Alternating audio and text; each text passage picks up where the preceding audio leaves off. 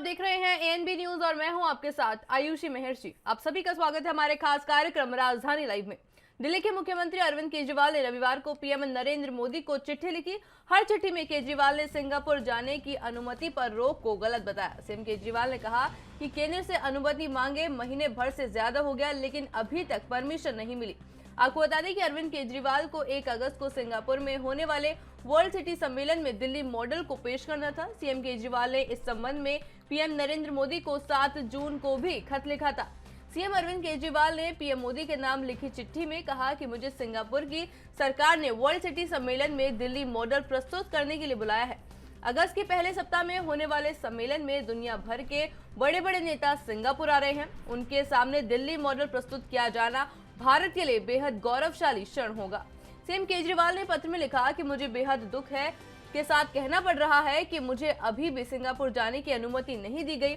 मैंने 7 जून को लगभग सवा महीने पहले अनुमति मांगने के लिए पत्र लिखा था। अभी तक इस पर कोई जवाब नरेंद्र मोदी द्वारा नहीं आया। इस तरह से किसी प्रदेश के मुख्यमंत्री को इतने महत्वपूर्ण कार्यक्रम में जाने से रोकना सही नहीं है। पत्र में कहा गया कि आज पूरी दुनिया में दिल्ली मॉडल की चर्चा हो रही है। अमेरिका के तब के राष्ट्रपति डोनाल्ड ट्रंप जब 2 वर्ष पहले भारत आए थे, तब उनकी पत्नी श्रीमती मेलानिया ट्रंप ने दिल्ली सरकार के स्कूल देखने गई थी। स्कूल देखने के बाद राजधानी के शिक्षा मॉडल से बेहद प्रभावित हुई थी। उस दिन भारतवासी ने भी गौरवान्वित महसूस किया था। इस पूरे मामले पर प्रतिक्रिया देते हुए संजय सिंह ने कहा कि अंतर्राष्ट्रीय मंचों पर नरेंद्र मोदी के नकली मॉडल का खुलासा न हो जाए, इसलिए सीएम अरविंद केजरीवाल को प्रधानमंत्री नरेंद्र मोदी सिंगापुर जाने की मंजूरी नहीं दे रहे। पीएम मोदी को सीएम केजरीवाल के दिल्ली मॉडल से डर लगता है।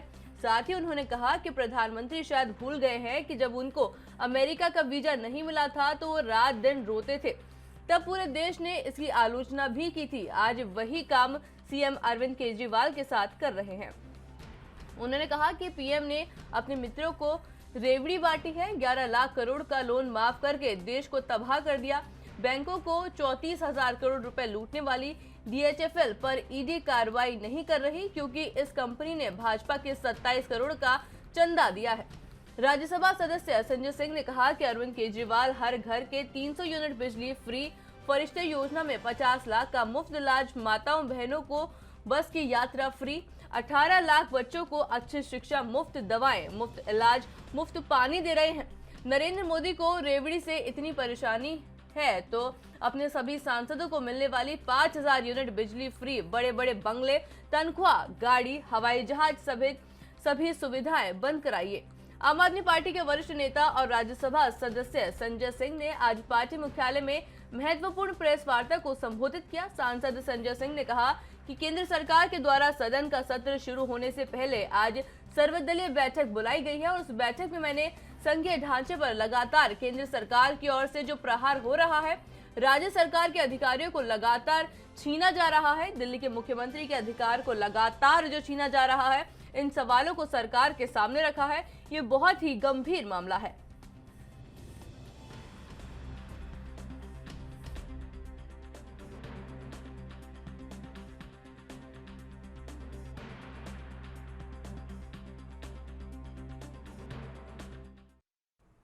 इस खबर पर अधिक जानकारी के लिए हमारे संवाददाता राजीव तिवारी हमारे साथ दिल्ली से लाइव जुड़ चुके हैं। जी राजीव, हम देख रहे हैं कि जिस तरह से जो है अरविंद केजरीवाल ने प्रधानमंत्री नरेंद्र मोदी को पत्र लिखा है, पर जो अभी तक जवाब है वो प्रधानमंत्री नरेंद्र मोदी की तरफ से नहीं आया। क्या कुछ अपडेट है? देखिए, बिल्कुल सही कहा आपने। यहाँ पर बात करें जिस तरीके से लगातार कहीं ना कहीं आम आदमी पार्टी जो है वो केंद्र सरकार को घेरने की कोशिश कर रही है और लगातार ये भी कहा जा रहा है कि आम आदमी पार्टी जो है वो कहीं ना कहीं सच्चाई की यानी कि एक डोर जो है वो कहीं ना कहीं बांधे हुए है। मगर यहाँ पर बात करें जिस तरीके से दिल्ली मॉडल को लेकर कहीं ना कहीं सिंगापुर के अंदर अरविंद केजरीवाल को बुलाया गया था, यहाँ तक कि दिल्ली मॉडल को कहीं ना कहीं वहां सिंगापुर में पेश करना था कि किस तरीके से उन्होंने दिल्ली के अंदर लोगों को सुविधाएं दी हैं। तो इसी को लेकर अब आरोप प्रत्यारोप देखने को मिल रहा है। जिस तरीके से कल संजय सिंह ने भाजपा के ऊपर और यहाँ तक कि मोदी सरकार के ऊपर कहीं ना कहीं हमला बोला है, कहीं ना कहीं मोदी जी के ऊपर भी हमला बोला है। ये भी कहा है कि अमेरिका के अंदर जब कहते प्रधानमंत्री मोदी जी को वीजा नहीं मिला था तो बार बार कहीं ना कहीं राग अलाप रहे थे और वो बार बार रो रहे थे, कहीं ना कहीं उनको वीजा नहीं मिला है, वो जा नहीं पा रहे हैं।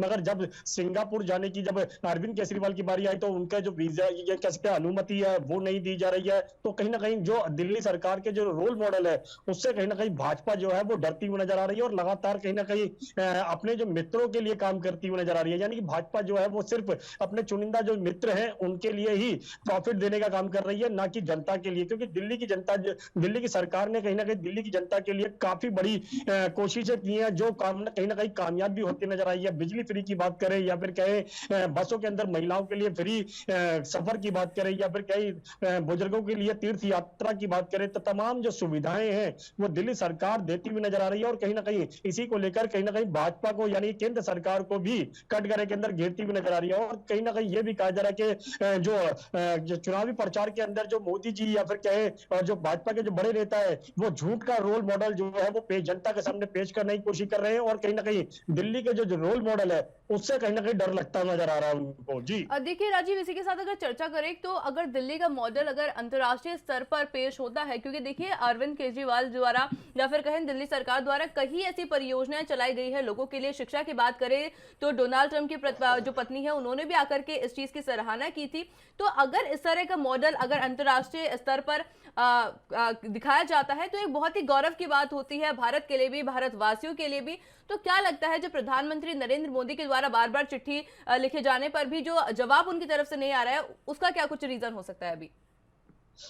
देखिए बिल्कुल सही कहा आपने। यहाँ पर बात करें सिंगापुर की, तो सिंगापुर की जिस तरीके से दिल्ली का रोल मॉडल कहीं ना कहीं उनको वहां पर पेश करना था और यहाँ तक कि उस रोल मॉडल को कहीं ना कहीं सराहाया भी गया था। क्योंकि जब कहते हैं सिंगापुर के यहाँ पे जो गेस्ट आए थे वो कहीं ना कहीं दिल्ली के रोल मॉडल से काफी संतुष्ट होते हुए नजर आए, चाहे वो शिक्षा को क्षेत्र को लेकर हो, स्वास्थ्य क्षेत्र को लेकर हो, दिल्ली के अंदर जो मोहल्ला क्लिनिक बनाई गई थी उनको लेकर हो, या फिर कहें बसों के अंदर फ्री महिलाओं के लिए किराया फ्री हो, या फिर कहें और जो सुविधाएं थी वो कहीं ना कहीं दिल्ली का जो रोल मॉडल था वो कहीं ना कहीं और ज्यादा पेश होता हुआ नजर आया। और यहां तक कि सिंगापुर से जिस तरीके से कहा गया कि दिल्ली के मुख्यमंत्री जो है अरविंद केजरीवाल उनको वहां बुलाया गया और रोल मॉडल जो था दिल्ली का वो वहां पेश करना था, तो कहीं ना कहीं इससे भारत जो है कहीं ना कहीं गौरव महसूस करता। मगर यहाँ पर बार बार अरविंद केजरीवाल के बार पत्र लिखा जा रहा है कि केंद्र सरकार उनको अनुमति दे और यहाँ तक कि सिंगापुर जाने दिया जाए, यहाँ तक कि दिल्ली का जो रोल मॉडल है वो वहां पेश करने दिया जाए, ताकि और भी देशों के अंदर इस तरीके के रोल मॉडल जो है वो जनता के लिए पेश किए जाए। मगर यहाँ पर कहीं ना कहीं जो अनुमति नहीं दी जा रही है उससे कहीं ना कहीं राजनीति छिड़ती हुई नजर आ रही है। बार बार आम आदमी पार्टी जो है वो कहीं ना कहीं केंद्र सरकार को घेरने की कोशिश कर रही है, मगर यहाँ पर अनुमति जरूर नहीं दी जा रही है। और बार बार दिल्ली सरकार जो है वो यही कहती नजर आ रही है कि केंद्र सरकार जो है वो सिर्फ अपने चुनिंदा मित्रों के लिए काम करती नजर आ रही है, क्योंकि वो बड़े बड़े इनको फंड देते हैं और जो इनको बैंकों के द्वारा जो लोन दिया जाता है वो वापस नहीं करते हैं, वो उनको छूट दे दी जाती है कि वो आप वापस नहीं कर सकते हैं। मगर कहीं ना कहीं दिल्ली सरकार जो है वो कहीं ना कहीं के भाजपा को घेरती हुई नजर आ रही है। और देखना होगा कि भाजपा की तरफ से कोई बड़े बयान दिए जाते हैं या नहीं दिए जाते। मगर दिल्ली से भाजपा की बात करें तो भाजपा कहीं ना कहीं छोटे नेताओं के जरिए कहीं ना कहीं दिल्ली सरकार के ऊपर जरूर हमला बोलती हुई नजर आई, मगर दिल्ली सरकार भी इसका जवाब देती हुई नजर आ रही है। और दिल्ली सरकार का जो रोल मॉडल है वो कहीं ना कहीं जनता को बिल्कुल पसंद आता हुआ नजर आ रहा है। जी जी, साथ ही में देखिए अगर दिल्ली मॉडल की चर्चा की जाए तो अभी तक आपने कहा कि जनता काफी सराहना कर रही है उस दिल्ली मॉडल की। पर देखिए जो संजय सिंह द्वारा जो बयानबाजी की गई है, उन्होंने जो भारतीय जनता पार्टी को हम देखें कि उन्होंने कटघरे में खड़ा किया है, निशाना साधा है, लगातार निशाना साधा जा रहा है भारतीय जनता पार्टी के ऊपर, मोदी सरकार पे निशाना जो है साधा जा रहा है। ये भी कहा जा रहा है कि घोटालों के अंदर भी भारतीय जनता पार्टी का हाथ है। तो इस तरह के जो बड़े बड़े बयान जो सामने आए, अभी तक भारतीय जनता पार्टी के किसी भी नेता या फिर कहें मोदी जी की कोई प्रतिक्रिया कुछ सामने आई होगी? देखिए बिल्कुल सही कहा आपने। यहाँ पर बात करें जिस तरीके से कल संजय सिंह ने भाजपा के ऊपर हमलावर रहे और कहीं ना कहीं प्रेस वार्ता के माध्यम से कहीं ना कहीं भाजपा को घेरने की भी कोशिश की गई, और यहाँ तक कि ये भी कहा गया कि चुनाव प्रचार के अंदर भाजपा जो है या फिर कहें मोदी जी जो बार बार जनता के सामने रोल मॉडल पेश कर रहे हैं वो एक झूठ का पुलिंदा है, और यानी कि इससे जनता कहीं ना कहीं संतुष्ट नहीं होती नजर आ रही है। और दिल्ली सरकार जो रोल मॉडल अपने आप को पेश कर रही है, चाहे वो और राज्य के अंदर बात करें, क्योंकि दिल्ली के अंदर भी 200 यूनिट फ्री दी जा रही थी और पंजाब के अंदर भी कहीं ना कहीं उन्होंने 300 यूनिट के लिए घोषणा की, और यहाँ तक कि और जो सुविधाएं हैं दिल्ली की बात करें, जैसे मोहल्ला क्लिनिक की बात करें, या फिर कहें शिक्षा के क्षेत्र के अंदर सरकारी स्कूलों को पहले इतनी मान्यता नहीं मिल पाती थी, क्योंकि जनता जो है या फिर कहें परिजन जो है वो अपने बच्चों को सरकारी स्कूल में पढ़ाना पसंद नहीं करते थे। अब वो कहीं ना कहीं सरकारी स्कूल में पढ़ाने पसंद करते हैं, क्योंकि सरकारी स्कूलों की जो सुविधाएं हैं वो कहीं ना कहीं बढ़ती हुई नजर आ रही है, और शिक्षा भी कहीं ना कहीं बेहतर होती नजर आ रही है। मगर यहाँ पर केंद्र सरकार के द्वारा कहीं ना कहीं शिक्षा के क्षेत्र के अंदर की बात करें, स्वास्थ्य के क्षेत्र की बात करें, या फिर कहें और जो सुविधाएं होनी चाहिए थी वो नहीं मिल पा रही है, जिसकी वजह से कहीं ना कहीं जनता जो है वो कहीं ना कहीं भाजपा से कहीं ना कहीं दूरी बनाती नजर आ रही है। मगर यहाँ पर जिस तरीके से दिल्ली सरकार के संजय सिंह ने जिस तरीके से बड़े नेता ने बयानबाजी की, और कहीं ना कहीं भाजपा की तरफ से भी कहीं ना कहीं इसका जवाब आना चाहिए था, मगर भाजपा के जो बड़े नेता हैं या फिर कहें बड़े जो मंत्री हैं उनकी तरफ से इस प्रतिक्रिया पे कोई भी जवाब नहीं मिलता नजर आया। तो कहीं ना कहीं साफ जाहिर है, कहीं ना कहीं आरोप प्रत्यारोप जरूर लग रहे हैं, मगर सिंगापुर जाने के लिए जो अनुमति होनी चाहिए थी अरविंद केजरीवाल की, वो जरूर केंद्र सरकार के द्वारा देनी चाहिए थी, क्योंकि दिल्ली सरकार का अगर रोल मॉडल इतने बड़े पैमाने पर जाता है, पूरे देश के अंदर जाता है, तो कहीं ना कहीं इससे भारत का नाम जरूर बढ़ता हुआ नजर आएगा आज की। जी राजीव, बिल्कुल। देखिए, अब दिल्ली मॉडल की बार बार चर्चा की जा रही है, अंतर्राष्ट्रीय स्तर पर भी दिल्ली मॉडल को पेश करने की बात की जा रही है, तो एक बार हमारे दर्शकों के लिए दिल्ली मॉडल पर एक बार कुछ चर्चा हो जाए, कुछ बताएंगे दिल्ली मॉडल के बारे में?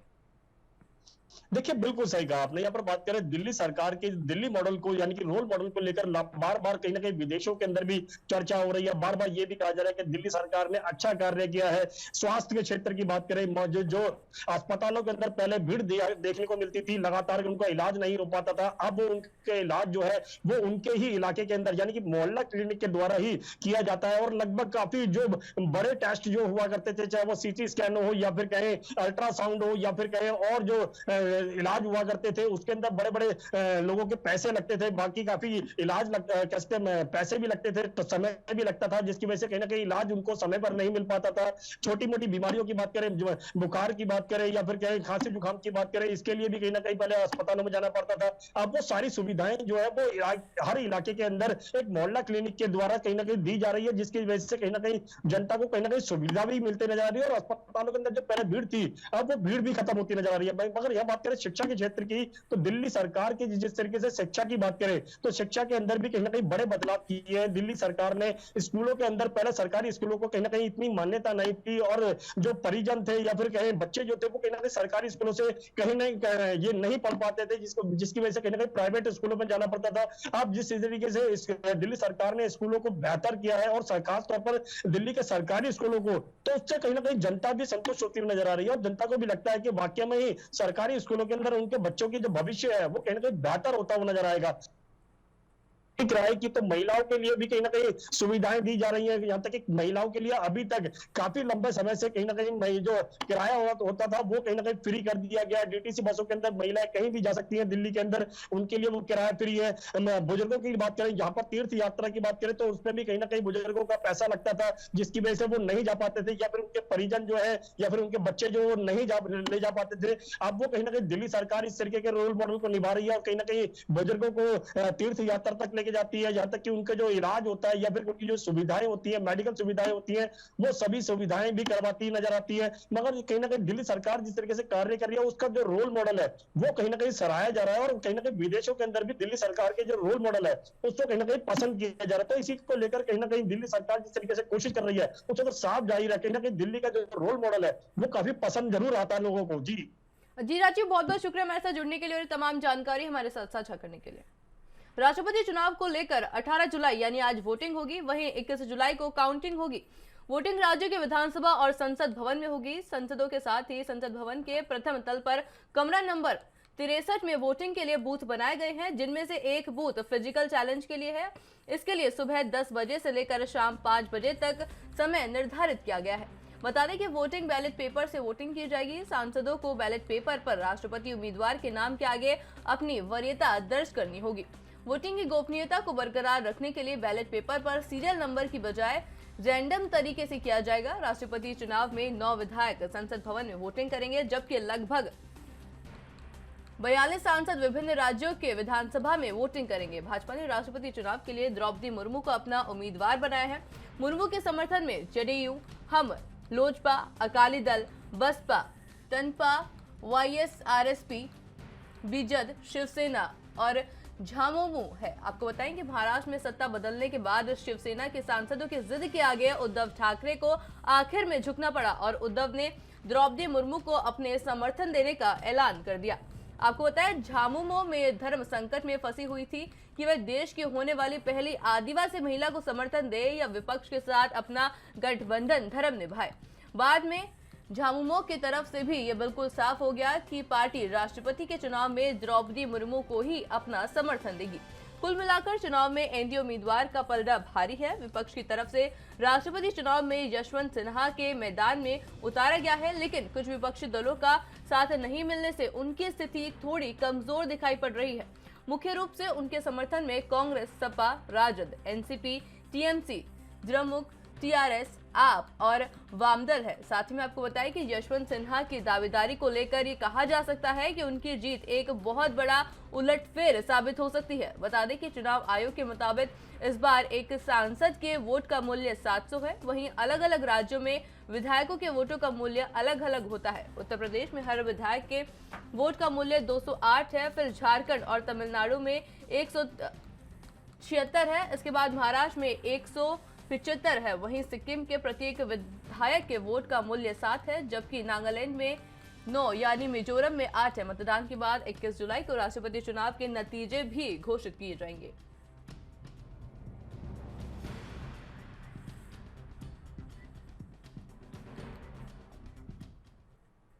तो चलिए वक्त हो चुका है एक छोटे से ब्रेक का। ब्रेक के बाद फिर लौटेंगे और नजर डालेंगे कुछ और खबरों पर।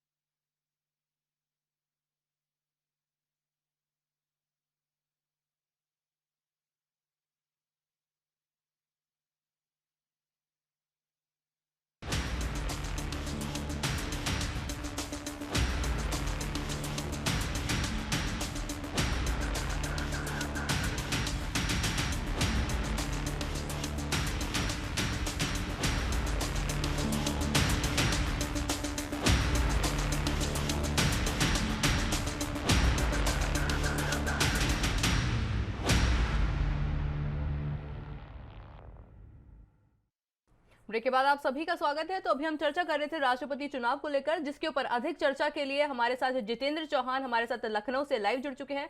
जी जितेंद्र, हम देखते हैं कि जो राष्ट्रपति चुनाव है उसको लेकर के क्या कुछ तैयारियां चल रही है वहां पर।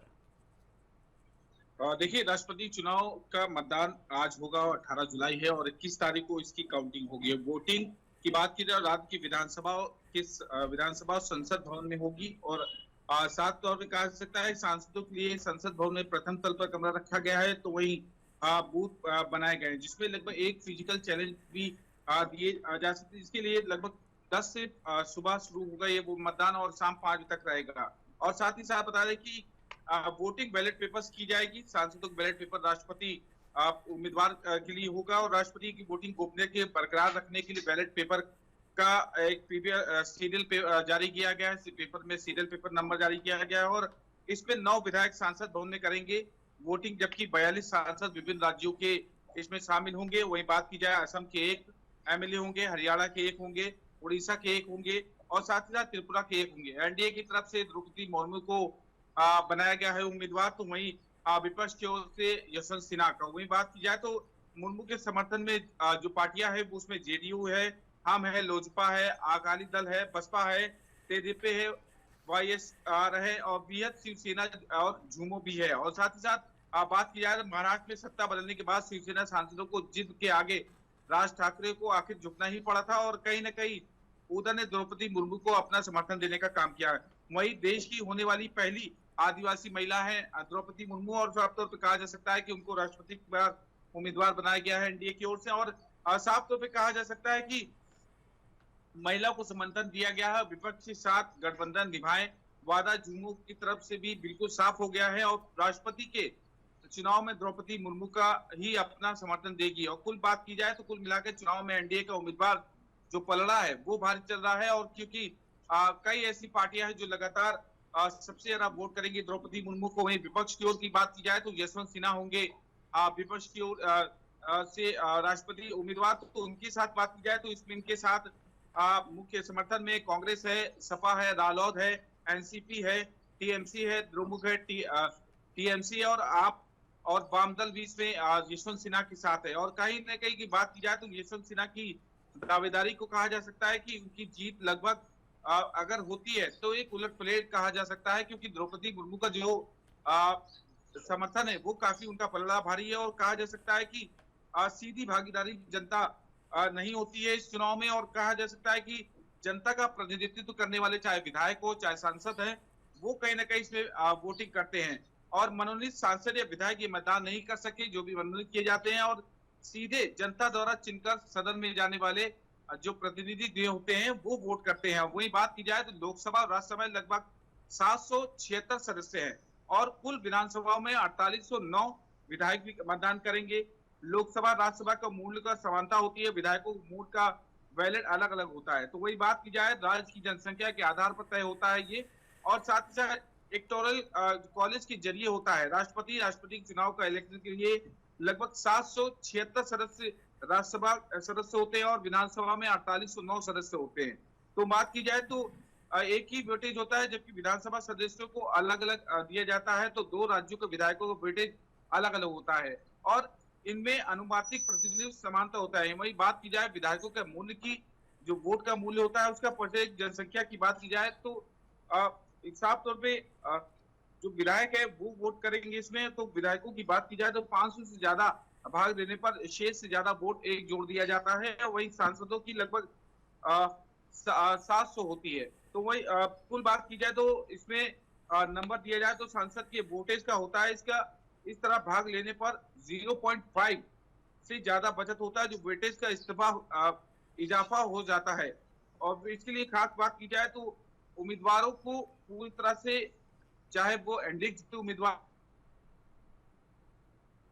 ट्रेनिंग और इससे पहले भी हुई थी। साफ तौर पर कहा जा सकता है कि ट्रेनिंग मीडिया की आज वोटिंग की जाएगी, 21 तारीख को मतदान होना है।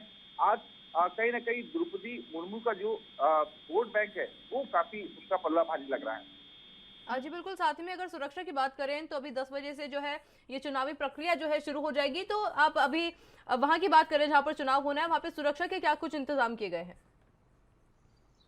देखिए बिल्कुल जाहिर सी बात है, क्योंकि विधायक के सांसद आएंगे और जाहिर सी बात है कि इनको देखते हुए सुरक्षा के पुख्ता इंतजाम किए गए हैं। विधानसभाओं में पूरी तरह से सुरक्षा का घेरे में लिया गया है। अंदर पूरी सुरक्षा होती है, विधानसभा सुरक्षा होती है वो मौजूद रहेगी, बाहर पीएसी होगी, साथ ही स्थानीय पुलिस समेत तमाम जो सुरक्षा एजेंसियां हैं वो यहाँ पर मौजूद रहेंगी। वोटिंग 10 से 5 जब हो जाएगी तो जो बॉक्स होगा बैलेट पेपर का वो भेज दिया जाएगा और साथ ही साथ स्ट्रॉन्ग रूम में गिनती की जाएगी 21 तारीख को और जो निर्णय होगा वो कहीं ना कहीं साफ दिखाई पड़ेगा।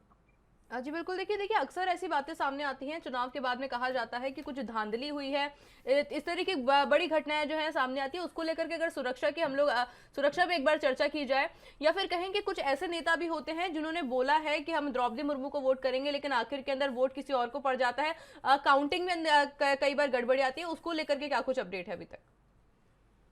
देखिए अभी बात की जाए तो विधायक को सांसद वोट देते हैं, राज्यसभा लोकसभा के सांसद जो वोट देते हैं उसमें धांधली की बात की जाए, राजनीतिक फेरबदल कुछ भी हो सकता है।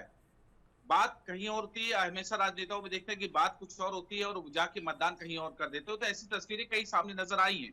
और कहीं ना कहीं बात की जाए तो ये जो कहा जा सकता है कि सुरक्षा के पुख्ता इंतजाम किए जाते हैं। नेताओं का जो मन है वो बैलेट बॉक्स के पास क्या जाकर क्या कहता है, किसको वोट देते हैं, ये फिलहाल साफ हो पाएगा। लेकिन धांधली ना हो, उससे निपटने के लिए पूरी तरह से पुख्ता इंतजाम किए गए हैं। जो बैलेट पेपर पड़ेंगे उसका बॉक्स में डाला जाएगा, जो बैलेट पेपर डाला जाएगा, और स्ट्रांग रूम में इसके बाद वोटिंग के 5 बजे के बाद उसको सील करके स्ट्रांग रूम में भेज दिया जाएगा। 21 तारीख को जब काउंटिंग होगी तो जाहिर सी बात है कि काउंटिंग सुरक्षा के घेरे में की जाएगी, क्योंकि अगर प्रतिनिधित्व जनता जब वोट देती है तो ये कहा जा सकता है कि उसमें धांधली, अक्सर तस्वीरें सामने आती है कि धांधली हुई है, इसमें बदला गया है। लेकिन इस चुनाव में शायद इस तरह की तस्वीरें कम नजर आती, लेकिन हाँ ये जरूर है कि वोट जरूर नेता बदल जाते हैं, कि वोट किसी और को उम्मीदवार का तय होता है और वो किसी और को देते हैं। जी जितेंद्र, बहुत बहुत शुक्रिया हमारे साथ जुड़ने के लिए और ये तमाम जानकारी हमारे साथ साझा करने के लिए। देश के 16वें राष्ट्रपति चुनाव के लिए 18 जुलाई को यानी आज मतदान होगा। इस दौरान छत्तीसगढ़ में 90 विधायक विधानसभा भवन में समिति कक्ष क्रमांक 2 में बनाए गए मतदान केंद्र में वोट डालेंगे। इसके लिए वहां पूरी तैयारी की जा चुकी है। मतदान का समय सुबह 10 बजे से शाम 5 बजे तक का तय किया गया है। वहीं मतों की गिनती 21 जुलाई को नई दिल्ली में की जाएगी। बता दें कि भारत के राष्ट्रपति चुनाव के लिए लोकसभा एवं राज्यसभा के निर्वाचित सांसदों और राष्ट्रीय राजधानी क्षेत्र और पुडुचेरी संघ राज्य क्षेत्र सहित सभी राज्यों के निर्वाचित विधानसभा सदस्य मतदान करते हैं। दरअसल इस निर्वाचन में देश के अलग अलग राज्यों के प्रतिनिधित्व के मान पर एकरूपता एवं समतुल्यता प्राप्त करने के लिए सांसद और प्रत्येक राज्य के विधानसभा के प्रत्येक निर्वाचित सदस्य जितने मत देने का हकदार है, उनके मान का अवधारण के लिए प्रत्येक राज्य की जनसंख्या पर आधारित एक फॉर्मूला तैयार किया गया है। इसके अनुसार इस निर्वाचन में एक सांसद के मत का मूल्य 700 है, जबकि छत्तीसगढ़ के विधायकों का मत का मूल्य 129 है। वर्तमान निर्वाचक मंडल में 233 राज्यसभा सदस्य, 543 लोकसभा सदस्य एवं 4033 राज्य विधानसभाओं के सदस्य सहित कुल 4809 सदस्य हैं। इसके साथ ही राष्ट्रपति पद के लिए 2 दावेदार हैं, जिनमें एनडीए के राष्ट्रपति उम्मीदवार द्रौपदी मुर्मू और विपक्ष की ओर से यशवंत सिन्हा उम्मीदवार है। जहां राष्ट्रपति के चुनाव के लिए 18 जुलाई को वोटिंग होगी। इसके बाद 21 जुलाई को चुनाव के नतीजे भी जारी कर दिए जाएंगे। आपको पता है, राष्ट्रपति चुनाव में संसद के सदस्य और राज्य केंद्र शासित प्रदेश विधानसभा के सदस्य ही वोट देते हैं। इसमें भी अगर कोई राज्य में विधानसभा है तो उसके सदस्य और संसद में मनोनीत संसद राष्ट्रपति चुनाव की वोटिंग प्रक्रिया में हिस्सा नहीं लेते। इसके साथ ही भारत के संविधान के आर्टिकल 56 के अनुसार राष्ट्रपति अपने पद ग्रहण की तारीख 5 साल की अवधि के लिए पद धारण करता है। इसके अलावा वो 5 साल से ज्यादा समय तक पद पर नहीं रह सकता।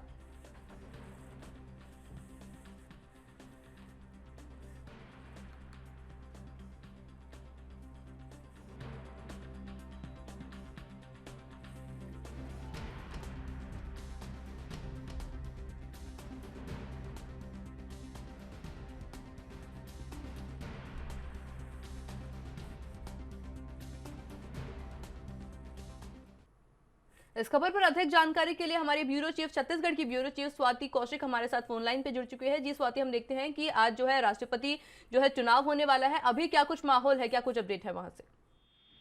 जी निशा, देखिए राष्ट्रपति का चुनाव है। विधानसभा में वोटिंग प्रक्रिया जो है वो शुरू की जाएगी। सुबह 10 बजे से शाम को 5 बजे तक इसकी पूरी प्रक्रिया होने वाली है। और प्रदेश में 90 विधायक हैं।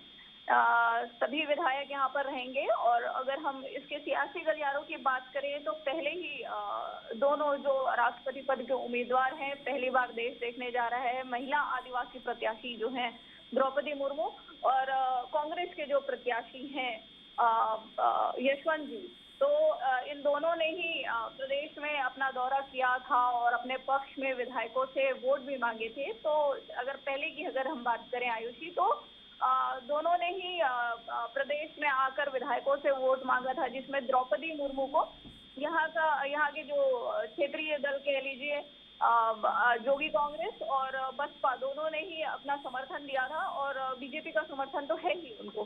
तो आज 10 बजे से वोटिंग प्रक्रिया जो है वो शुरू होगी। 90 विधायक हैं यहाँ पर और शाम को 5 बजे तक ये प्रक्रिया चलती रहेगी। आयुषी। जी बिल्कुल स्वाति, देखिए चर्चा कर ली जाए कि अभी एनडीए के प्रत्याशी द्रौपदी मुर्मू हैं, वहीं विपक्ष के जो है यशवंत सिन्हा जो है मैदान में खड़े हैं। क्या लगता है किसका पलड़ा ज्यादा भारी है? देखिए, अगर छत्तीसगढ़ की बात करेंगे तो छत्तीसगढ़ में 90 विधानसभा है, तो कैलकुलेशन के हिसाब से अगर हम बात करें तो कांग्रेस के पास 76 विधायक हैं, तो वही बाकी 17 विधायक जो है वो बाकी का जो विपक्ष है वो 17 विधायकों के साथ है। तो इस हिसाब से छत्तीसगढ़ में ज्यादा वोट जो कांग्रेस के प्रत्याशी हैं उनको पड़ने की उम्मीद है। बाकी तो ये सब गोपनीय प्रक्रिया है कि कौन किसको वोट दे रहा है। तो इस पे हम सिर्फ पार्टी अकॉर्डिंगली बात करते हैं, पार्टी के हिसाब से बात कर सकते हैं कि भाई कांग्रेस के हमारे पास 77 विधायक हैं प्रदेश सरकार में, तो वो कांग्रेस के प्रत्याशी को वोट देंगे, बाकी जो है वो एनडीए के प्रत्याशी को देंगे। ये एक अनुमान लगाया जा सकता है, बाकी तो वोट प्रक्रिया गोपनीय है। आयुषी जी बिल्कुल स्वाति, देखिए अगर चर्चा कर ली जाए कि अगर यशवंत सिन्हा अगर ये चुनाव जीत जाते हैं तो राजनीति में एक बड़ा फेरबदल आएगा, उलटफेर होगा, उसके ऊपर क्या कुछ खास अपडेट है? देखिए, ये जीत जाते हैं ये एक अलग प्रक्रिया है, लेकिन ये राष्ट्रीय स्तर की बात है। जैसा कि अभी जिक्र आया था कि छत्तीसगढ़ में वर्तमान में जो निर्वाचन होना है उसमें माफी चाहूंगी, जो छत्तीसगढ़ के सांसदों के वोट का मूल्य है 700। ये पूरा जो डिसाइड होता है आयुषी, ये पब्लिक फिगर के हिसाब से, जनसंख्या के हिसाब से ये चीजें डिसाइड होती है। तो जैसे छत्तीसगढ़ में 11 सांसद हैं लोकसभा राज्यसभा मिला के, तो यहाँ पर सांसदों का जो वोटिंग मूल्य है वो 700 है और विधायकों का मूल्य है जो वो 129 है। तभी अगर इस हिसाब से देखा जाए तो यशवंत जी जीत कर आते हैं या द्रौपदी मुर्मू जीत कर आती है तो ये बड़ा फेरबदल हो जाएगा। ये एकदम चमत्कारी वाला निर्णय हो सकता है, क्योंकि अगर ये सिर्फ राज्य की वोटिंग प्रक्रिया के हिसाब से डिसाइड नहीं होगा, ये केंद्र की वोटिंग प्रक्रिया के हिसाब से डिसाइड होगा कि बाकी जो राज्य हैं वो किस हिसाब से इसको वोट कर रहे हैं, उस हिसाब से प्रत्याशी के जीतने की और हारने की जो प्रक्रिया है ये उस हिसाब से चलेगी। जी देखिए स्वाति, अगर चर्चा कर ली जाए कि छत्तीसगढ़ की, तो वो हम कहेंगे कि आदिवासी बहुमूल्य प्रदेश है, तो अगर वहां से हम द्रौपदी मुर्मू अगर जीत के आती है तो उनके लिए वो बहुत ज्यादा काम कर सकती है, उनकी सुरक्षा के लिए बात करें, उनके हक के लिए बात करें, बहुत ज्यादा काम कर सकती है। उसके लिए लोगों की प्रतिक्रिया बताएं या फिर कहीं विपक्ष की कुछ प्रतिक्रिया सामने आई हो? देखिए, यहाँ पर बीजेपी जो है आयुषी वो विपक्षी दल है। अभी पिछले कुछ दिनों पहले भी हमने देखा था कि जब द्रौपदी मुर्मू आई थी तो उनका जो छत्तीसगढ़िया केले, पारंपरिक केले, छत्तीसगढ़िया तो नहीं कह सकते, कुछ उड़ीसा का जो एक कल्चर है, कुछ उड़ीसा के जनजातीय उससे बिलोंग करती है द्रौपदी मुर्मू, तो स्वागत बहुत उसको भव्य स्वागत मान सकते हैं। सॉरी, स्वागत उनका बहुत भव्य हुआ था। तो तरह तरह के नृत्य प्रदर्शित किए गए थे और उनके आने में उनका जो स्वागत है वो बहुत भव्य था। इस हिसाब से अगर हम देखें तो लोगों में हर्ष तो है, हर्ष है, उल्लास है कि भाई पहली बार देश में इतना बड़ा डिसीजन होने जा रहा है। प्रत्याशी के तौर पर आना भी अपने आप में एक बहुत बड़ी बात है, फिर वो जीत जाए तो कुछ बात अलग हो। तो बिल्कुल इसमें अनुमान तो लगाया जा रहा है कि ऐसा कुछ हो सकता है कि आदिवासियों के लिए कुछ बेहतर हो, और उस पद पर अगर कोई आदिवासी पहुंच रहा है, कोई जनजातीय समूह का पहुंच रहा है, तो ये अपने आप में एक इतिहास रचने वाली बात तो होगी। जी बिल्कुल, साथ ही में देखिए कि अगर सुरक्षा की अगर बात की जाए तो सुरक्षा के क्या कुछ इंतजाम किए गए हैं? जी बिल्कुल, विधानसभा क्योंकि ऑलरेडी पहले से एक सुरक्षित क्षेत्र होता है, छावनी की तरह उसको तब्दील कर दिया जाता है। विधानसभा अभी 20 तारीख से, मतलब अगर आज की हम बात करें तो आज 18 तारीख हो चुकी है, 2 दिन बाद से विधानसभा का सत्र भी आहूत है। तो बिल्कुल सुरक्षा के दृष्टिकोण से पूरा जो विधानसभा क्षेत्र है जहाँ वोटिंग होना है वो निर्वाचन आयोग ने कल तक अपनी तैयारी पूरी कर ली थी। उनकी टीम 3 दिन से लगी हुई थी यहाँ पे तैयारियों में कि किस ढंग से चुनावी पूरी जो प्रक्रिया है उसको अंजाम दिया जाएगा। आयुषी जी देखिए स्वाति, अगर बात की जाए राष्ट्रपति चुनाव की तो देश के लिए बड़े गौरव की बात होती है, एक बहुत ही महत्वपूर्ण चुनाव होता है, देश को अपना राष्ट्रपति जो इसके अंदर मिलता है। क्या लगता है कुछ वोटों के अंदर कुछ फेरबदल देखी जा सकती है? देखिए, अभी हमने इस पे चर्चा भी की थी आयुषी की वोटों के अंदर फेरबदल, क्योंकि वोट देना जो है ये सबकी अपनी अपनी स्वतंत्रता होती है। तो हाँ, बिल्कुल कह सकते हैं, क्योंकि आदिवासी बहुल क्षेत्र है और यहाँ पे कई जनजातीय समूह के नेता भी हैं प्रदेश में, विधायक भी हैं, मंत्री भी हैं। तो अगर कुछ इस टाइप का हो जाए तो इस पे कुछ कहा नहीं जा सकता है, क्योंकि ये पूरी वोटिंग प्रक्रिया है जो कि गोपनीय होती है। तो ये सब जो वोट डालने के बात है वो शाम को 5 बजे तक वोट डालना है, 21 तारीख को इसका रिजल्ट आना है। उसके पहले इस पे अगर क्रॉस वोटिंग भी होती है तो इस पे कुछ कहा नहीं जा सकता, उसके लिए हर कोई स्वतंत्र है आयुषी। जी स्वाति, बहुत बहुत शुक्रिया हमारे साथ जुड़ने के लिए और तमाम जानकारी हमारे साथ साझा करने के लिए।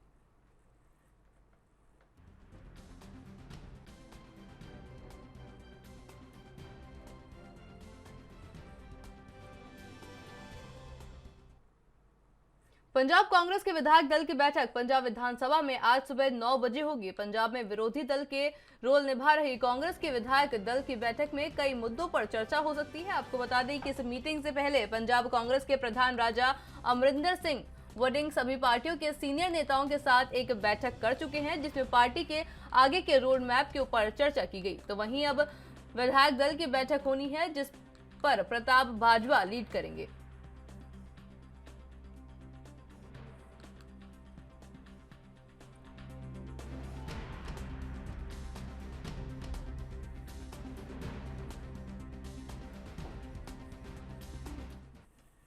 इस खबर पर अधिक जानकारी के लिए चंडीगढ़ से हमारे संवाददाता अमित कुमार हमारे साथ जुड़ चुके हैं। जी अमित, हम देखते हैं कि आज जो है पंजाब कांग्रेस की एक विधायक दल की बैठक होने वाली है, उसके ऊपर क्या कुछ अपडेट है? देखिए, सीधे तौर पर हम कहेंगे पंजाब विधानसभा में 9 बजे आज विधायक दल की बैठक रखी गई है। ये मीटिंग कल होनी थी, पर किसी कारण से इसे एक दिन हम कह सकते हैं कि पोस्टपोन कर दिया गया। आज इस मीटिंग के कई मायने निकाले जा सकते हैं। देखिए, आज दो चीजें बहुत खास है। सबसे पहले हम कह सकते हैं कि राष्ट्रपति के चुनाव है, उसमें भी वोटिंग होनी है, तो उसको लेकर भी आज चर्चा की जा सकती है कि विधायक दल की बैठक है, सभी चुने गए कांग्रेस के एमएलए यहाँ पे मौजूद होंगे। और इसके अलावा पार्टी के आगे के रोड मैप के ऊपर कई बड़े, अगर हम कहें कि इन्होंने ऐलान कर दिया कि कई बड़े मोर्चे खोले जाएंगे पंजाब कांग्रेस तरफ से, तो उनके ऊपर भी डिस्कशन हो सकती है। एक दिन पहले अगर हम बात करें, यहाँ पे सैटरडे की हम बात करें, तो उस दिन सैटरडे को पंजाब कांग्रेस के प्रधान राजा वड़िंग ने एक मीटिंग रखी थी सभी पूर्व एमएलए और एमएलए कैंडिडेट से। तो उनके साथ डिस्कशन की गई थी कि पंजाब में पंजाब कांग्रेस की स्थिति क्या है, कितने बदलाव की जरूरत है, कितने चेंजेस होते हैं, आखिर क्यों पंजाब को इतना बड़ा पंजाब कांग्रेस को इतना सेटबैक लगा था। इन मुद्दों पर चर्चा हुई और आज अब हम कह सकते हैं कि कांग्रेस लेजिस्लेटिव पार्टी की पीएलपी की मीटिंग हो रही है और इसमें इन सभी चीजों के ऊपर दोबारा से मतगणना हो सकती है, सभी चीजों को लेकर चर्चा होगी और ये देखना होगा कि इस चर्चा का क्या कोई पॉजिटिव रिजल्ट निकलता है या नहीं, ये अब समय रहते ही क्लियर हो पाएगा। जी अजय में देखिए, साथ में अगर पंजाब की बात कर लें तो दो लोग हैं अभी राष्ट्रपति चुनाव को लेकर के जो मैदान में उतरे हैं। एक तरफ द्रौपदी मुर्मू है तो दूसरी तरफ यशवंत सिन्हा है। क्या लगता है पंजाब की अगर पार्टियों को देखने की बात करें तो किसका पलड़ा ज्यादा भारी है?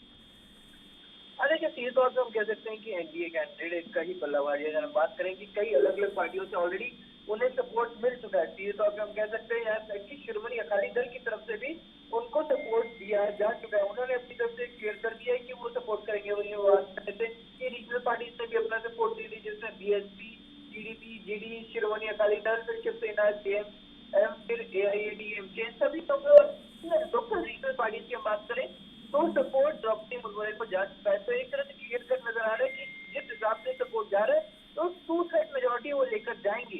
पर इसके बावजूद भी बहुत सारे फैक्टर्स डिपेंड करते हैं कि किसमें क्या एक्चुअल में वो चीज कन्वर्ट होती है। देखिए, पार्टी ने अपना सपोर्ट दे दिया, पर क्या एमएलए अपना सपोर्ट देंगे, ये लास्ट में अगर हम कहेंगे वोटिंग के वक्त ही क्लियर हो पाएगा। जी देखिए, साथ ही में बात करें राष्ट्रपति चुनाव को लेकर के कि जो आज जो है 9 बजे से यानी कि तो कुछ ही देर के अंदर जो है बैठक जो है उनकी शुरू हो जाएगी। राष्ट्रपति चुनाव को लेकर के क्या लगता है, कुछ अहम फैसला उसमें आ सकता है, कुछ फेरबदल देखने को मिल सकती है हमें? देखिए, बहुत ज्यादा चांसेस है कि कांग्रेस की तरफ से, अगर मैंने पंजाब कांग्रेस की तरफ से ज्यादा कोई फेरबदल नहीं नजर आएगा। पर हम ये जरूर कंसिडर कर सकते हैं कि एक पहले बैठक बना के अपने आइडियाज, अपने थॉट को चेंज जरूर किया जाएगा कि उन्होंने सपोर्ट चीजें करना है, उसको लेके विचार चर्चा की जा सकती है कि आखिर क्यों उन्होंने उनका चेंज किया, आखिर क्यों वो उनका सपोर्ट कर रहे हैं। इन सारे फैक्टर्स के ऊपर डिस्कशन हो सकती है। ये एक बड़ा फैक्टर रहेगा क्योंकि वोटिंग का एक अहम प्रक्रिया है, उसमें उनके एमपीज और एमएलए वोट करने वाले हैं। तो ऐसे में बहुत ज्यादा जरूरी हो जाता है कि वो अपने थॉट को स्ट्रीमलाइन करें कि वो किसको चुन रहे हैं और आखिर क्यों चुन रहे हैं। ये एक बहुत बड़ा सवाल हर एक के मन में रहता है और हर एक से पूछा भी जाता है कि आखिर क्यों आपने इन्हें चुना या फिर क्यों आपने इन्हें नहीं चुना। ये एक सवाल रहता है। जी बिल्कुल, देखिए साथ ही में बात करें आज की मीटिंग की तो जिसके अंदर प्रताप बाजवा जो है उस मीटिंग को लीड करने वाला है और कहा जा रहा है कि आगे के जो रोड मैप है वो इसमें मीटिंग के अंदर तैयार किया जाएगा। क्या लगता है, क्या कुछ खासा चर्चा होगी मीटिंग के अंदर? देखिए, सीधे तौर पर कहें कि Pratap Bajwa leader of opposition है और पंजाब कांग्रेस को विधानसभा के अंदर रिप्रेजेंट करते हैं। अगर हम कहें कि संवैधानिक पोस्ट होती है और एक बहुत ही अहम पोस्ट होती है लीडर ऑफ अपोजिशन, वो व्यक्ति होता है जो सरकार कमियां बताता है, सरकार को चिताता है कि आप ये गलत कर रहे हैं, आपको ये चेंज करने की जरूरत है, ये आपकी तरफ से मुद्दा उठाया गया वो गलत है।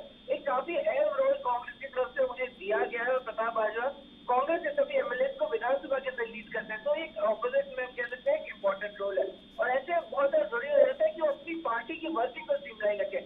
जहाँ पे पंजाब कांग्रेस के प्रधान राजा वड़िंग है, तो वही कांग्रेस को अंदर विधानसभा के अंदर जो लीड कर रहे हैं प्रताप बाजवा, तो ऐसे एक आप देख सकते हैं राजा वड़िंग अपनी मीटिंग कर चुकी है, सबकी पूरे विधायकों पूर्व एमएलए कैंडिडेट सबसे मुलाकात कर चुके हैं और उनसे पूछ चुकी है क्या जरूरत है। फिर सीधे तौर पर एमएलए के साथ सभी विधायकों के साथ आज प्रताप बाजवा मीटिंग कर रहे हैं, उनसे उनका ओपिनियन पूछेंगे कि आप लोग जीत क्या है, आप ये जीतने का कारण क्या था, आप किन किन फैक्टर्स को मानते हैं कि पंजाब कांग्रेस के आप कैंडिडेट चुने गए, आपके क्यों, कई कैंडिडेट हारे तो कुछ कैंडिडेट जीते नहीं था, फिर ये कैंडिडेट क्यों जीते, इन सब के ऊपर विचार चर्चा होगी। और ये पूछेंगे कि अब हमारा विधानसभा के अंदर क्या रुख रहने वाला है, किन पॉइंट के ऊपर चर्चा रखनी है, किन पॉइंट को आपको लगता है कि आज ऑपोजिशन हमें उठाने की जरूरत है, उन सभी चीजों के ऊपर विचार चर्चा होगी। जी बिल्कुल अमित, अगर चर्चा कर ले तो सिर्फ आज ना सिर्फ पंजाब के लिए बल्कि पूरे देश के लिए एक बहुत ही बड़ा और अहम दिन है, राष्ट्रपति का चुनाव होना है। इसको लेकर तैयारियों की अगर बात करें तो क्या कुछ तैयारी की गई है? अरे तैयारियों के एक्सेस हम कह सकते हैं कि वोटिंग के बैलेट पहुंच चुके हैं, वोटिंग बैलेट प्रॉपर टाइमिंग से शुरू हो जाएंगी। 21 कौन सा हम कह सकते हैं कि काउंटिंग होनी है, आज वोटिंग होगी तो 21 तारीख को काउंटिंग का दिन रखा गया और 25 तारीख को 21 तारीख को रिजल्ट आ जाएंगे, 25 तारीख को हम पूरे भारत को हमारे नया राष्ट्रपति मिल जाएगा। तो प्रोसेस तेज कर दिए गए, लेकिन वही हिसाब से सारी तैयारियां पूरी कर दी गई है, सारे बैलेट बॉक्सेस अपने अपने स्थानों पर पहुंचा दिए गए और वोटिंग के लिए हम सब लोग इंतजार करें कि करेक्ट टाइम का। जी साथ ही में देखिए, अगर पंजाब के लोगों की बात कर ली जाए तो क्या लगता है उनके मन में क्या कुछ उत्साह है आज के राष्ट्रपति चुनाव को लेकर? देखिए राष्ट्रपति चुनाव की हम बात करें तो हर एक का एक काफी मिक्स ओपिनियन है। देखिए सीधे तौर पे हम कह सकते हैं कि क्लियर कट सीधे तौर पे जो हम कह सकते हैं बीजेपी तरफ से जो कैंडिडेट आगे लाए गए द्रौपदी मुर्मू, वो एक बहुत ही स्ट्रॉन्ग कैंडिडेट है, पहली महिला सीधे तौर पे हम कह सकते हैं कि जो बैकवर्ड कास्ट से आते हैं या फिर हम कहें कि जो जिनको रिप्रेजेंट कर रही है, तो कहीं ना कहीं बहुत बड़ा रीजन बन जाता है उनको सपोर्ट करने का। और अगर लोग नहीं सपोर्ट करते हैं तो कहीं ना कहीं बड़ा सवाल खड़े होता है कि आखिर क्यों नहीं सपोर्ट किया गया। तो सीधे तौर पर कह सकते हैं कैंडिडेट के तौर पर उनको एक बहुत बड़ा सपोर्ट लोगों का है, पर सवाल क्या सफिशिएंट होगा कोई। देखिए बीजेपी के मेजॉरिटी ये हम क्लियर कट जानते हैं, पर उसमें बाकी सभी छोटी छोटी पार्टियों का कंबाइंड सपोर्ट उनको मिल रहा है और जिस जैसे ट्राइबल रीजन को रिप्रेजेंट करती आ रही है, अगर हम सीधे तौर पर कहें तो ऐसे बहुत ज्यादा जरूरी हो जाता है कि सभी लोग मिलकर उनका सपोर्ट करें। First movement of tribal community जो हमारे राष्ट्रपति बनेंगी, जो एक बहुत बड़ी जिम्मेदारी लेकर आ रही है, ट्राइबल कम्युनिटी के लिए एक बहुत बड़ी अपॉर्चुनिटी रहेगी है, तो कहीं ना कहीं एक प्लेटफॉर्म जिसको रिप्रेजेंट करिए वो बहुत बड़ा। और ऐसे में लोग चाहते हैं कि द्रौपदी मुर्मू बने ताकि हमारे देश को पहली ट्राइबल कम्युनिटी का प्रेसिडेंट मिले, जो अगर वुमेन प्रेसिडेंट मिले, जो खुद ट्राइबल कम्युनिटीज के अपलिफ्टमेंट के लिए काम करे, क्योंकि ट्राइबल कम्युनिटीज हमारी ऐसी कम्युनिटी है जो काफी पीछे रह गई है और उनकी अपलिफ्टमेंट करने की बहुत ज्यादा जरूरत है। जी बिल्कुल अमित, साथ ही में अगर चर्चा कर ले सुरक्षा की तो कोई भी चुनाव में हम देखते हैं कि सुरक्षा जो है एक बहुत ही अहम मानी जाती है। सुरक्षा को लेकर के क्या कुछ पुख्ता इंतजाम किए गए हैं? देखिए स्टैंडर्ड सुरक्षा इसमें हम कह सकते हैं कि कोई ज्यादा बड़ी मेजर चेंजेस नहीं करने पड़े, क्योंकि इसमें जो वोटिंग है वो सिर्फ एमपीज और एमएलए की होती है, वो भी अगर हम कहें कि जो नॉमिनेटेड एमपीज एमएलए नहीं है, जो सिर्फ और सिर्फ इलेक्टेड है, उनके वोटिंग राइट होता है। तो सुरक्षा की हम लिहाज से बात करें हमें कोई बड़ी फेरबदल करने की जरूरत नहीं पड़ी है, कोई एक्स्ट्रा सिक्योरिटी लगाने की जरूरत नहीं पड़ी है। जो आम वोटिंग की प्रक्रिया होती है उसी हिसाब से स्टैंडर्ड सिक्योरिटी प्रोटोकॉल के अंदर ही सारी कार्रवाई की जा रही है। जी अमित, बहुत बहुत शुक्रिया हमारे साथ जुड़ने के लिए और तमाम जानकारी हमारे साथ साझा करने के लिए।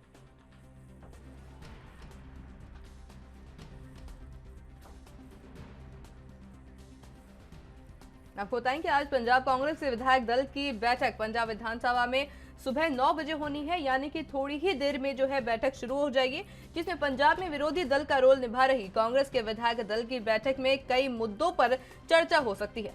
आपको बता दें कि इस मीटिंग से पहले पंजाब कांग्रेस के प्रधान राजा अमरिंदर सिंह वड़िंग सभी पार्टियों के सीनियर नेताओं के साथ एक बैठक कर चुके हैं, जिसमें पार्टी के आगे के रोड मैप पर चर्चा की गई थी। तो वहीं अब विधायक दल की बैठक होनी है, जिसे कि प्रताप भाजपा लीड करेंगे।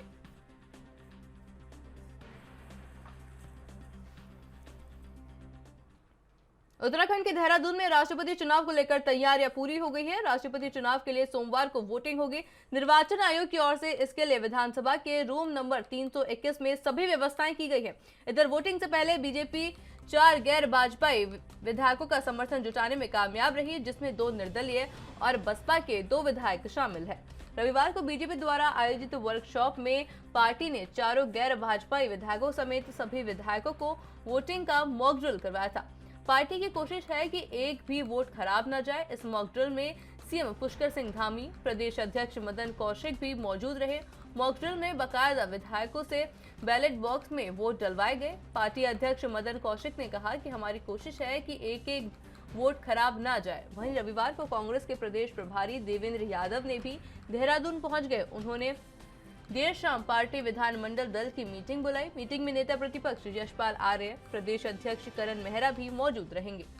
कांग्रेस के आगे बड़ा चैलेंज होगा कि अपने विधायकों को एकजुट रखने का, क्योंकि कांग्रेस के अंदर अभी भी धोखेबाजी की खबरें सामने आ रही हैं। बता दें कि राष्ट्रपति चुनाव के लिए आज 10 बजे से शाम 5 बजे तक वोटिंग होगी और बीजेपी हो या कांग्रेस, दोनों ही पार्टियों ने वोटिंग में अनिवार्य रूप से हिस्सा लेने के अपने विधायकों को व्हीप जारी कर दिया है, जिसमें आपको बताएं उत्तराखंड के पुष्कर सिंह धामी भी हैं। आज सुबह पुष्कर सिंह धामी 10:15 बजे देहरादून में राष्ट्रपति के चुनाव हेतु मतदान की कार्रवाई में प्रतिभाग करेंगे। इसके पश्चात मुख्यमंत्री दोपहर 12:50 पर विधायक श्री विनोद कंडारी जी के टिहरी गढ़वाल स्थित आवास पर श्रीमद् भागवत महापुराण कथा में प्रतिभाग लेंगे।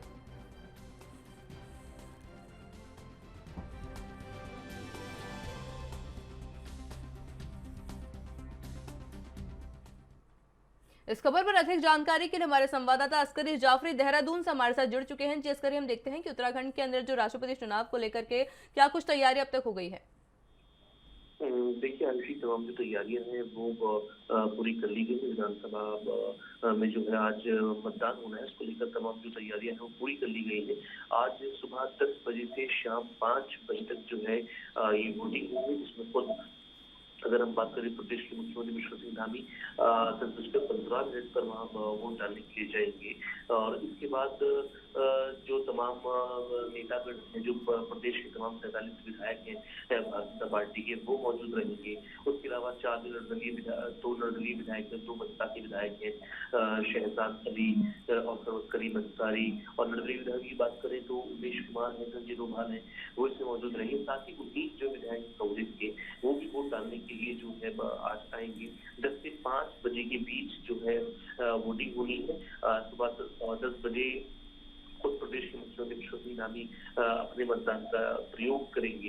इसके बाद अगर हम बात करें तमाम जो आज इनके अलावा जो 2 कार्यक्रम है मुख्यमंत्री पुष्कर सिंह धामी के, उसमें 12:50 पर विधायक विनोद कंडारी के टीटी गढ़वाल में जो उनका घर है, उस पर श्रीमद् भागवत महापुराण कथा में प्रतिभाग करने जा रहे हैं। और ठीक उसके बाद करीब 2:45 बजे यानी 45 पर मुख्यमंत्री पुष्कर सिंह धामी अमर शहीद परवीर सिंह गुरनाई के का जो पैतृक आवास है मंडोली, उसमें उनके परिजनों से मुलाकात करेंगे। तो ये कहीं ना कहीं 3 जो इवेंट है वो बड़े हैं, जिसमें पहला इवेंट खुद राष्ट्रपति चुनाव में मतदान को लेकर मुख्यमंत्री पुष्कर सिंह धामी शामिल होने वाले हैं और तमाम जो विधायक है भारतीय जनता पार्टी के जो नेता है वो मौजूद रहेंगे। उसके अलावा निर्दलीय विधायक है, विपक्षी दल के जो विधायक हैं और मुख्य विपक्षी दल कांग्रेस के जो विधायक हैं, वो तमाम नेता और विधायक इस मतदान में हिस्सा लेने जा रहे हैं। जी बिल्कुल अस्करी, अगर उत्तराखंड की बात करें तो देखिए 2 उम्मीदवार हैं अभी हमारे सामने। द्रौपदी मुर्मू है एनडीए की तरफ से, विपक्ष की तरफ से इस वक्त यशवंत सिन्हा है। क्या लगता है किसको ज्यादा वोट मिल सकते हैं? देखिए जाहिर है इसमें कोई दो राय नहीं है, क्योंकि सत्ता पक्ष जो है भाजपा भारतीय जनता पार्टी की इस वक्त काफी मजबूत कंडीशन में है। अगर हम बात करें प्रदेश की, तो प्रदेश में उनकी ही पार्टी के 47 विधायक हैं। उसके अलावा 4 जो अन्य विधायक हैं, जो 2 बसपा से हैं, 2 निर्दलीय हैं, तो उन्होंने भी उनको समर्थन दे दिया है। तो और उनके राज्यसभा सदस्य भी हैं। तो कहीं ना कहीं माना जा रहा है कि भारतीय जनता पार्टी जो है उत्तराखंड में कामयाब रहेगी द्रौपदी मुर्मू को जो है वोट दिलाने को लेकर। और वहीं हम बात करें कांग्रेस की, चूंकि कांग्रेस के मात्र 19 विधायक हैं, वो अगर सारे भी 19 के 19 वो जो है श्रीमती द्रौपदी मुर्मू को पढ़ते हैं, तो कहीं ना कहीं रेशियो जो है कंपैरेटिवली अगर हम बात करें तो वो भारतीय जनता पार्टी से बहुत कम रह जाएगा। तो ऐसे माना जा रहा है कि ज्यादा जो वोट है भारतीय जनता पार्टी की तरफ से बढ़ने जा रहे हैं और द्रौपदी मुर्मू जी जो एनडीए की उम्मीदवार है राष्ट्रपति पद की, उनके पक्ष में पढ़ने जा रहे हैं, ऐसा अनुमान लगाया जा रहा है। हालांकि अभी देखना है कि भविष्य में क्या होता है या रिजल्ट में क्या आता है। जिस करिए इसी के साथ में देखिए हमारे दर्शकों के लिए एक पूरे वोटिंग प्रक्रिया पर एक बार चर्चा कर लेते हैं कि किस तरह की जो प्रक्रिया है राष्ट्रपति चुनाव को लेकर के वो किस तरह पूर्ण की जाएगी। देखिए आयुषी, जिस तरह से लगातार अगर हम बात करें भारतीय जनता पार्टी की मॉक ड्रिल जो है कल कराया गया था, हालांकि वो गोपनीय था, वहां पर प्रेस को इजाजत नहीं थी कि उसको कवरेज करे। उसमें साफ तौर से ये बताया गया था कि भाई आप अपने वोट का इस्तेमाल करें और आपका वोट जाया नहीं जाना चाहिए, आपका वोट व्यर्थ नहीं जाना चाहिए। उसको लेकर के पूरी प्रक्रिया समझे, किस तरह से हमें जो है अपनी मत पर्ची को मोड़ना है, किस तरह से हमें अपने वोट का इस्तेमाल करना है, वो तमाम प्रक्रिया समझे। खुद संसदीय कार्य मंत्री प्रेमचंद अग्रवाल ने तमाम विधायकों को, मंत्रियों को जो है इसका एक तरह से पाठ पढ़ाया है कि हमें अपने वोट का अधिकार तो है, लेकिन हम अपने वोट को देना कैसे है, किस तरह से इसका इस्तेमाल करना है। क्योंकि कई बार देखा जाता है कि वोट खराब हो जाते हैं, वोट कोई विधायक या मंत्री, कोई जनप्रतिनिधि किसी के पक्ष में डालता है, लेकिन वो वोट जो है चुनाव आयोग की गाइडलाइन के मुताबिक नहीं पड़ता है, तो उसको कैंसिल कर दिया जाता है। मसलन कोई आपकी पर्ची अगर सीधी नहीं डली है बॉक्स में, या कोई मुड़ गई है, या मोहर जो है बीच में नहीं लगी, इस तरह की तमाम चीजें होती हैं। वो अगर प्रक्रिया सही नहीं होती है तो ऐसी कंडीशन में वोट कैंसिल माना जाता है। और जाहिर है ये बहुत बड़ा चुनाव है, ऐसे में अगर वोट कैंसिलेशन ज्यादा होंगे तो नुकसान सीधा सीधा जो है एनडीए को होने जा रहा है, भाजपा को होने जा रहा है। तो इसके मद्देनजर जो मॉक ड्रिल भी कराया गया है और तमाम जो विधायक मंत्री हैं उनको समझाया गया है कि किस तरह से वोट देना है। इसके अलावा अगर हम बात करें कांग्रेस पार्टी की, भी कांग्रेस पार्टी के जो प्रदेश प्रभारी है देवेंद्र यादव, उन्होंने भी इसके तमाम मंत्रियों से तमाम विधायकों से बात की है और उनको समझाया कि हमें किस तरह से जो है अपने मतों का इस्तेमाल करना है और किस तरह से आगामी रणनीतियां तय करनी है। तमाम चीजें समझा दी गई है। हालांकि अभी देखना है कि जो रिजल्ट आएगा, परिणाम आएगा, उसमें कितने वोट कैंसिल होते हैं और कितने वोट कामयाब हो पाते हैं। जी बिल्कुल अस्करी, देखिए साथ ही में चर्चा कर ली जाए कि किस विधायक या फिर किस सांसद के वोट का कितना मूल्य होता है।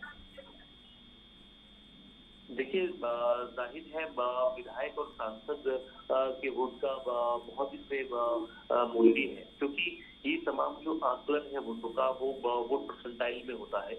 तो वोट प्रतिशत बढ़ेगा तो जाहिर उत्तराखंड का नाम, अगर मान लीजिए अगर उत्तराखंड से तमाम विधायक जो है और तमाम मंत्री हैं और तमाम जिनको हक है इस चुनाव में वोट डालने का, वो अगर मान लीजिए एनडीए के पक्ष में वोट डालते हैं तो जाहिर है उत्तराखंड का वोट परसेंटाइल बढ़ेगा। तो इस दृष्टि से हम कह सकते हैं कि एक जो है बड़ी वैल्यू होती है इस वोट की, चाहे वो कांग्रेस के मतदाता हो, चाहे वो भारतीय जनता पार्टी के नेता हो, उनके मतदाता हो। तो ये कहीं ना कहीं मैं कहना गलत नहीं होगा कि इस वोट की बहुत ज्यादा वैल्यू है, क्योंकि देश का सबसे बड़ा चुनाव उसको कह सकते हैं, क्योंकि राष्ट्रपति जो है वो चुनने जा रहे हैं तमाम जो नेतागण हैं। जी जिस करिए देखिए साथ ही में अगर सुरक्षा की बात कर ले तो देश के लिए बहुत ही महत्वपूर्ण दिन है आज, पूरे देश के लिए ही। जो राष्ट्रपति है आज जो उसके लिए वोटिंग होने वाली है, तो सुरक्षा के क्या कुछ इंतजाम किए गए हैं? देखिए सुरक्षा के खास इंतजाम हैं। खुद विधानसभा परिसर में अगर हम बात करें, जो तमाम सुरक्षा बल है वो आज सुबह से ही जो मुख्य द्वार है विधानसभा का वहां पर तैनात है, तमाम सुरक्षा कर्मी वहां पर तैनात है। उसके बाद पूरा जो मीडिया कर्मियों के लिए भी प्रेस कार्ड जारी किए गए हैं, क्योंकि बिना प्रेस कार्ड के वहां पर बिल्कुल एडमिशन नहीं है, अनुमति नहीं है किसी को जाने की। तो ये तमाम चीजें की गई हैं। और अगर हम बात करें सुरक्षा के मद्देनजर तमाम विधानसभा में जहाँ पर ये वोट चलना है वहाँ के आसपास भी काफी सुरक्षा रखी गई है, ताकि जो मतदान है उसका मिसयूज ना हो पाए या कोई भी गड़बड़ी वहां पर ना हो पाए या किसी को परेशानी ना हो पाए, इस तरह का तमाम ख्याल रखा गया। और ऑलरेडी जो है विधानसभा में सीसीटीवी कैमरास हैं चप्पे चप्पे पर, तो वो भी अपने आप में एक सुरक्षा का पार्ट माना जाता है। तो सुरक्षा की दृष्टि से इंतजाम पुख्ता है। हालांकि ये देखते हैं 10 बजे से शाम 5 बजे तक हमारी पूरी नजर रहेगी कि मतदान प्रक्रिया में कहाँ क्या गड़बड़ियां हैं या सुरक्षा इंतजाम में और कहाँ क्या गड़बड़ियां हैं, लेकिन अभी फिलहाल इंतजाम पुख्ता है। जी बिल्कुल, देखिए अस्करी बात कर ले लोगों की प्रतिक्रिया की, क्योंकि देखिए आज जो है राष्ट्रपति चुनाव के जो इलेक्शन है वो हो जाएंगे, यानी कि मालूम चल जाएगा कि जल्द ही हमें मालूम चल जाए कि कौन जो है देश का अगला राष्ट्रपति का चेहरा होगा। तो उसको लेकर के अगर लोगों की प्रतिक्रिया की बात करें, क्या कुछ प्रतिक्रिया लोगों के सामने आ रही है?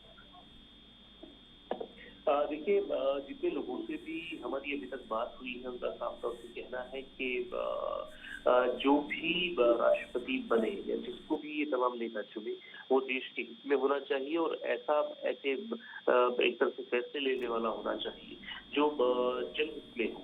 तो इस तरह की तमाम प्रतिक्रियाएं हैं और हालांकि तमाम जो लोग हैं वो कहीं ना कहीं द्रौपदी मुर्मू की तारीफ भी कर रहे हैं, क्योंकि वो जिस तरह की जनजाति समुदाय से बिलोंग करती हैं, एक पिछड़े वर्ग से आती हैं, तो जो आम लोग हैं उनमें जो है वो देख रहे हैं कि ये एक अच्छा विकल्प हो सकता है। हालांकि इनमें वोट जो है वोट करने का अधिकार आम लोगों को नहीं होता है। इसमें विधायकगण और जो राज्यसभा के सांसद हैं वो इसमें वोट करते हैं। तो कहीं ना कहीं आम लोगों की प्रतिक्रिया की बात करें तो कहीं ना कहीं द्रौपदी मुर्मू को अपना एक विकल्प लेकर चल रहे हैं। साथ ही यशवंत सिन्हा इसलिए उनका विकल्प फिलहाल नहीं बन पा रहे क्योंकि वो बहुत ज्यादा मजबूत कंडीशन में नहीं है। क्योंकि अगर हम बात करें पूरे देश की तो जाहिर है पूरे देश में सबसे ज्यादा विधायक भाजपा के हैं, सबसे ज्यादा सांसद भी भाजपा के हैं और राज्यसभा सदस्य भी भाजपा के हैं। तो इसमें कहीं ना कहीं कोई दो राय नहीं है कि जीत के बेहद करीब है जो राष्ट्रपति पद की उम्मीदवार है एनडीए की द्रौपदी मुर्मू, और आम लोगों का भी यही मानना है कि उसको जिताया जाए जो जीत के करीब हो। और अन्य जो तमाम नेता हैं या अन्य जो उम्मीदवार हैं उनकी तरफ वो उनको दूसरा विकल्प लेकर चल रहे हैं। अगर पसंद नापसंद की बात करें तो द्रौपदी मुर्मू को कहीं ना कहीं पसंद माना जा रहा है। जी अस्करी, बहुत बहुत शुक्रिया हमारे साथ जुड़ने के लिए और तमाम जानकारी हमारे साथ साझा करने के लिए।